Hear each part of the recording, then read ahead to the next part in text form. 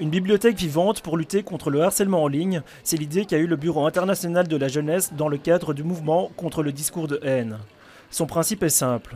Toute personne peut consulter un quatrième de couverture représentant une histoire vraie sur un profil Facebook et choisir le livre vivant qui l'intéresse le plus pour engager ensuite une conversation. Le principe, c'est que les personnes qui veulent venir emprunter un livre humain se présentent à l'accueil de la bibliothèque et donc ils décident, ils ont un catalogue, ils peuvent choisir quel type de livre ils souhaitent emprunter. Et puis il y a un temps spécifique, donc on considère qu'une conversation de 15 minutes, c'est a priori suffisant pour pouvoir faire le tour de l'expérience en question. Aliénor a décidé de s'impliquer dans ce projet de bibliothèque vivante car elle-même a été victime de harcèlement en ligne. Elle est aujourd'hui un livre vivant qu'il est possible de consulter pour faire face au cyberharcèlement. Sur les réseaux sociaux, tout se passe très très vite étant donné que les gens voient vite les photos et puis la vie privée n'est pas toujours respectée.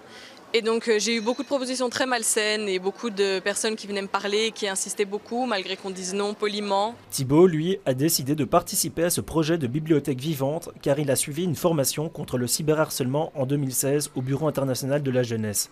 Aujourd'hui, il a décidé de continuer à lutter contre les discours de haine en ligne en étant lui aussi un livre vivant. On peut être un semeur de petites graines chez les gens, dans l'esprit des gens, vraiment sensibiliser lors d'une discussion les gens pour dire voilà, ça existe, les discours de haine, ça existe. Une exposition et un quiz qui compile une série de spécificités de la communication numérique accompagnent le projet et est exposé durant 2 semaines au Hall Saint-Géry.